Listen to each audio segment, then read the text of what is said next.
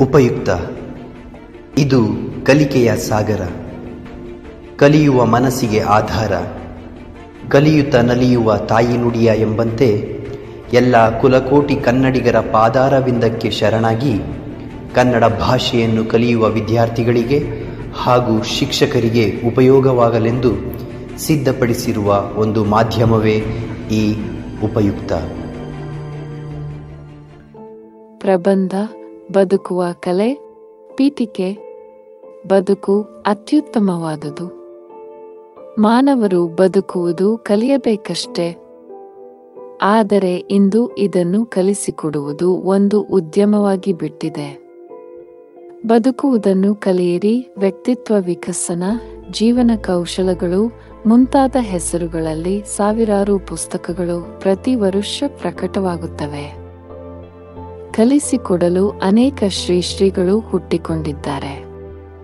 ಕಂಪನಿಗಳು, ವೃತ್ತಿಪರ ತರಬೇತುದಾರರು ಹುಟ್ಟಿಕೊಂಡು ಸಾವಿರಾರು ಶಿಬಿರಗಳನ್ನು ನಡೆಸುತ್ತಾರೆ. ಇದಕ್ಕಾಗಿ ಸಾವಿರಾರು ರೂಪಾಯಿ ಶುಲ್ಕವನ್ನು ವಸೂಲು ಮಾಡುತ್ತಾರೆ. ಇದನ್ನು ಕಲಿಸಿಕೊಡಲು ಶಾಲಾ ಕಾಲೇಜುಗಳಲ್ಲಿ ವ್ಯಾಲ್ಯೂ ಎಜುಕೇಶನ್ ತರಗತಿಗಳನ್ನು ಹೆಚ್ಚುವರಿಯಾಗಿ ನಡೆಸಲಾಗುತ್ತಿದೆ. ಹೀಗೆ ಅನೇಕ ಬಗೆಗಳಲ್ಲಿ ಬದುಕುವ ಕೌಶಲವನ್ನು ಕಲಿಸಿಕೊಡಲು ಪ್ರಯತ್ನಿಸಲಾಗುತ್ತಿದೆ. ತಮಾಷೆ ಎಂದರೆ ಇಲ್ಲೆಲ್ಲ ಮಾತನಾಡುವುದು ಹೇಗೆ, ಉಡುಗೆ ತೊಡುಗೆಗಳನ್ನು ಹೇಗೆ ಧರಿಸಬೇಕು, ಹಣ ಗಳಿಸುವುದು ಹೇಗೆ, ನಗುವುದು ಹೇಗೆ, ಊಟ ಮಾಡುವುದು ಹೇಗೆ ಮುಂತಾದವುಗಳ ಬಗೆಗೆ ಗಮನಹರಿಸುತ್ತಾ ಅವೇ ಬದುಕಿನ ನಿಜವಾದ ಕೌಶಲಗಳು ಎಂದು ಬಿಂಬಿಸಿ ಜನರನ್ನು ಯಾಮಾರಿಸಲಾಗುತ್ತಿದೆ. ಒಂದು ವೇಳೆ ಇವುಗಳನ್ನು ಒಪ್ಪಿಕೊಂಡರೂ ಇವು ಮಾನವರ ಭೌತಿಕ ಸ್ಥಿತಿಗೆ ಸಂಬಂಧಿಸಿದ ಸಂಗತಿಗಳು. ಆದರೆ ಮಾನವರ ಬದುಕು ಬಾಳುವೆಗಳ ಔನ್ನತ್ಯುಚಿತೆಗಳು ಅಂತರಂಗದ ಅರಿವು ಗಳಿಕೆಯ ಮೇಲೆ ಆಧರಿಸಿರುತ್ತವೆ. ಒಬ್ಬ ವ್ಯಕ್ತಿಯ ಗಾತ್ರದ ಮೇಲೆ, ಶಾರೀರಿಕ ಅಂದ ಚಂದದ ಮೇಲೆ ಯಾರೂ ಒಬ್ಬರ ವ್ಯಕ್ತಿತ್ವವನ್ನು, ಅವರ ಬಾಳ್ವೆಯನ್ನು ಅಳತೆ ಮಾಡುವುದಿಲ್ಲ. ಅಂತಹ ಭೌತಿಕ ರೂಪ ಮತ್ತು ಸಂಪತ್ತಿನ ಆಧಾರದಲ್ಲಿ ಮೌಲ್ಯಮಾಪನಗೊಂಡು ಬಿಂಬಿತವಾದ ಯಾವ ವ್ಯಕ್ತಿತ್ವವೂ ಹೆಚ್ಚು ಕಾಲ ಉಳಿಯುವುದಿಲ್ಲ. ಅಂತರಂಗದ ಅರಿವು ಮಾನವರ ಬದುಕಿಗೆ ಬಹಳ ಮುಖ್ಯವೆಂದು ಯಾವ ತರಬೇತುದಾರರು, ಶ್ರೀಗಳು ಹೇಳಿಕೊಡುವುದಿಲ್ಲ. ಅದನ್ನು ಮರೆಮಾಚಲಾಗುತ್ತದೆ. ಯಾಕೆಂದರೆ ಅರಿವನ್ನು ಮಾರಲು ಸಾಧ್ಯವಿಲ್ಲ. ಅದನ್ನು ಪ್ರತಿಯೊಬ್ಬ ವ್ಯಕ್ತಿಯೂ ತಮ್ಮಲ್ಲಿ ತಾವೇ ಕಂಡುಕೊಳ್ಳಬೇಕಿರುತ್ತದೆ. ಜನರಿಗೆ ಅವರ ಪಾಡಿಗೆ ಅವರು ಅರಿತುಕೊಳ್ಳುವ ದಾರಿ ತೋರಿಸಿದರೆ ಮಾರುವ ದಲ್ಲಾಳಿಗಳಿಗೇನು ಲಾಭ? ಪುಸ್ತಕಗಳನ್ನು ಕೊಂಡು ತರಬಹುದೇ ಹೊರತು ಅರಿವನ್ನು ಕೊಂಡು ತರಲು ಸಾಧ್ಯವೇ? ನಿಜವಾದ ಅರಿವನ್ನು ನಮ್ಮಲ್ಲಿ ನಾವೇ ಕಂಡುಕೊಳ್ಳಬೇಕಿರುತ್ತದೆ. ಅದಕ್ಕಾಗಿ ಬಹಳ ಎಚ್ಚರಿಕೆಯಿಂದ ನಿರಂತರವಾಗಿ ಪ್ರಯತ್ನ ಮಾಡಬೇಕಷ್ಟೇ. ಅದನ್ನು ಅರಿತುಕೊಳ್ಳಲು ಕೆಲವರ ನೆರವು ಬೇಕಾಗುತ್ತದೆ. ಅಲ್ಲದೆ ಇಂದು ಅಂತರಂಗದ ಇಲ್ಲವೇ ಬಹಿರಂಗದ ಯಾವುದೇ ಬಗೆಯ ಕೌಶಲಗಳನ್ನು ಕಲಿಸಿಕೊಡುವ ದುಸ್ಥಿತಿ ಏಕೆ ಸೃಷ್ಟಿಯಾಗಿದೆ? ಇತರೆ ಜೀವಜಾತಿಗಳಿಗೆ ಯಾರು ಬದುಕುವ ಈ ಕಲೆಯನ್ನು ಕಲಿಸಿಕೊಡುತ್ತಾರೆ ಎಂಬುದನ್ನು ಆಲೋಚಿಸಬೇಕಾಗಿದೆ. ವಿಷಯ ವಿವರಣೆ. ಈ ಜಗತ್ತಿನಲ್ಲಿ ಜನರು ಹೇಗೆ ಬದುಕಬೇಕೆಂದು ಹೇಳುವುದರಿಂದ ಹೇಳುವವರಿಗೂ ಬರುವುದಿಲ್ಲ, ಕೇಳುವುದರಿಂದ ಕೇಳುವವರಿಗೂ ಬರುವುದಿಲ್ಲ. ಅದು ನಮ್ಮ ಶಿಕ್ಷಣದಿಂದಲೂ ಬರುತ್ತಿಲ್ಲ. ಹಾಗೆ ಬರುವುದಾಗಿದ್ದರೆ ನಮ್ಮ ಇಂದಿನ ಶಿಕ್ಷಣದ ಮೂಲಕವೇ ಎಲ್ಲವೂ ಸಾಧ್ಯವಾಗಬೇಕಿತ್ತು. ಅದು ಸಾಧ್ಯವಾಗಿಲ್ಲ. ಯಾಕೆ? ಇಂದಿನ ಶಿಕ್ಷಣದ ಉದ್ದೇಶ ವಿದ್ಯಾರ್ಥಿಗಳನ್ನು ಪರೀಕ್ಷೆಯಲ್ಲಿ ಪಾಸು ಮಾಡಿಸುವಷ್ಟಕ್ಕೆ ಮಾತ್ರ ಸೀಮಿತವಾಗಿದೆ. ವಿದ್ಯಾರ್ಥಿಗಳಿಗೂ ಶಿಕ್ಷಣವೆಂಬುದು ಪರೀಕ್ಷೆ ಎಂಬ ಒಂದು ಶಾಸ್ತ್ರವನ್ನು ಮುಗಿಸುವುದಷ್ಟೇ ಉದ್ದೇಶವಾಗಿದೆ. ಅರಿವು ಮತ್ತು ವ್ಯಕ್ತಿತ್ವ ರೂಪಿಸುವ ಒಂದು ಮುಖ್ಯ ದಾರಿಯಾಗಿ ಶಿಕ್ಷಣವನ್ನು ಭಾವಿಸಿಯೇ ಇಲ್ಲ.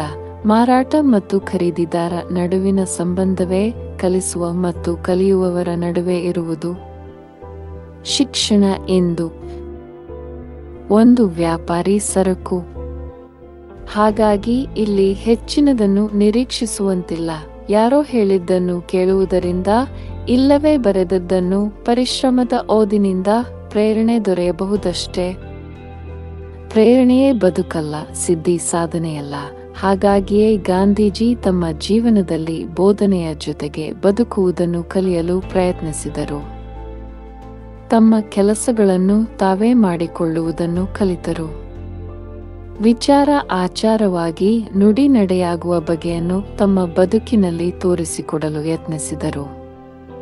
ನನ್ನ ಜೀವನವೇ ನನ್ನ ಸಂದೇಶ ಎಂಬ ಮಾತಿನ ಮೂಲಕ ಅದನ್ನು ಸಾಧಿಸಿ ತೋರಿಸಲು ಯತ್ನಿಸಿದರು.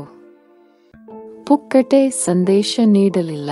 ಶರಣರು ಇಂತಹದ್ದೇ ವಿಚಾರಗಳನ್ನು ತೋರಿಸಿಕೊಟ್ಟರು ಮತ್ತು ಹಾಗೆಯೇ ಬದುಕಿ ಬಾಳಿದರು. ನುಡಿಯೊಳಗಾಗಿ ನಡೆಯದಿದ್ದರೆ ಕೂಡಲ ಸಂಗಮದೇವ ಮೆಚ್ಚಲಾರನೆಂದರು ಬಸವಣ್ಣ. ಇವರು ಹೀಗೆ ಬದುಕುತ್ತಿದ್ದಾರೆ, ನಾನು ಅವರಂತೆ ಬದುಕಬೇಕು ಎಂದು ಬಯಸುವ ಕಾಪಿಕ್ಯಾಟುಗಳೇ ಹೆಚ್ಚು. ಸ್ವತಂತ್ರವಾಗಿ ಚಿಂತಿಸುವ, ತಮಗೆ ಬೇಕಾದಂತೆ ಬದುಕಲು ಪ್ರಯತ್ನಿಸುವವರೇ ಕಡಿಮೆ.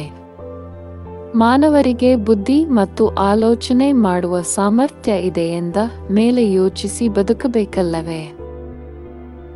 ಉಪಸಂಹಾರ: ತಿಳಿದು ಜೀವಿಸುವ ಅತ್ಯುತ್ತಮ ಬದುಕನ್ನು ನಿಸರ್ಗ ಮಾನವರಿಗೆ ನೀಡಿದೆ. ಆದರೆ ಅದನ್ನು ಬಳಸಿಕೊಳ್ಳುತ್ತಿಲ್ಲ ಎಂಬುದಷ್ಟೇ ಸಮಸ್ಯೆ. ಅಲ್ಲಿ ಕಪಟವಿಲ್ಲ, ಅವುಗಳಿಗೆ ಕೂಡಿಡುವ ಚಿಂತೆಯಿಲ್ಲ. ಅದನ್ನು ಉಳಿಸಿಕೊಳ್ಳಲು ಸೈನ್ಯ ಕಟ್ಟುವ ಅಗತ್ಯವೂ ಇಲ್ಲ, ಕಳ್ಳತನವಿಲ್ಲ, ಕಾನೂನು ರೂಪಿಸಬೇಕಿಲ್ಲ, ಅವುಗಳನ್ನು ಉಲ್ಲಂಘಿಸುವ ಅಗತ್ಯವೂ ಬರುವುದಿಲ್ಲ. ಜೈಲುಗಳನ್ನು ಸ್ಥಾಪಿಸುವ ಅನಿವಾರ್ಯವಿಲ್ಲ. ದಂಡ ವಿಧಿಸುವುದು, ಜೀವಾವಧಿ ಮತ್ತು ಮರಣ ದಂಡನೆ ವಿಧಿಸುವ ಸಂದರ್ಭವೂ ಒದಗಿ ಬರುವುದಿಲ್ಲ. ಪರಿಸರ ಮಾಲಿನ್ಯವಿಲ್ಲ, ಜಾಗತಿಕ ತಾಪಮಾನ ಏರಿಕೆಯ ಭಯವಿಲ್ಲ, ಜಾತಿ ಧರ್ಮಗಳ ಒಳಜಗಳವಿಲ್ಲ, ದೇಶಭಕ್ತಿ ತೋರಿಸಬೇಕಿಲ್ಲ, ಮಾರಾಟ ಮಾಡಿ ಲಾಭ ದೋಚುವುದರ್ದಿಲ್ಲ, ಕೊಳ್ಳು ಬಾಕತನ ಮೊದಲೇ ಇಲ್ಲ. ಅಂದಂದಿನ ಅಗತ್ಯವನ್ನು ಪೂರೈಸಿಕೊಂಡು ಸರಳವಾಗಿ ಬಾಳುತ್ತೇವೆ. ನಿನ್ನನ್ನು ನೀ ತಿಳಿಕೋ ಎಂಬ ನೆಲೆಗೆ ಎಲ್ಲರೂ ಬಂದು ಮುಟ್ಟಿದ್ದಾರೆ. ದೇಹವೇ ದೇಗುಲವಾಗಿದೆ, ಕಾಯಕವೇ ಕೈಲಾಸವಾಗಿದೆ. ಇದನ್ನು ಅರಿಯುವ ಇಚ್ಛೆಯಿಲ್ಲದೆ ಎಲ್ಲ ಹೊಲಸು ಮನದ ಹೊಸ್ತಿಲನ್ನು ದಾಟಿ ಒಳಹೊಕ್ಕು ನಡುಮನೆಯಲ್ಲಿ ವಿರಾಜಮಾನಿಸಿದೆ. ಮಾನವರು ಸಂಘ ಜೀವಿಗಳು ಎನ್ನಲಾಗುತ್ತದೆ. ಎಲ್ಲ ಜೀವಿಗಳು ಸಂಘ ಜೀವಿಗಳೇ ಹೌದು. ಸಂಘವಿಲ್ಲದೆ ಸಂಘರ್ಷವಿಲ್ಲ. ಈ ಭೂಮಂಡಲದಲ್ಲಿ ಯಾವ ಜೀವಿಯೂ ಜೀವಿಸುತ್ತಿಲ್ಲ. ನಿರಂತರ ಸಂಘ ಮತ್ತು ಸಂಘರ್ಷದಿಂದ ಜೀವಜಗತ್ತು ಬದುಕುತ್ತಿದೆ. ಆದರೆ ಮಾನವರು ಮಾತ್ರ ಸಂಘಟನೆಗೊಳ್ಳುವ ಹಂತದಲ್ಲಿ ಬದುಕನ್ನು ಕೆಡಿಸಿಕೊಂಡಿದ್ದಾರೆ. ಪ್ರಾಣಿಗಳು ತಾವು ವಾಸಿಸುವ ಜಾಗದಲ್ಲಿ ಹಿಕ್ಕೆ ಪಿಕ್ಕೆಗಳನ್ನು ಹಾಕಿ ಹೊಲಸು ಮಾಡಿರಬಹುದು, ಅವುಗಳ ಬದುಕನ್ನಲ್ಲ.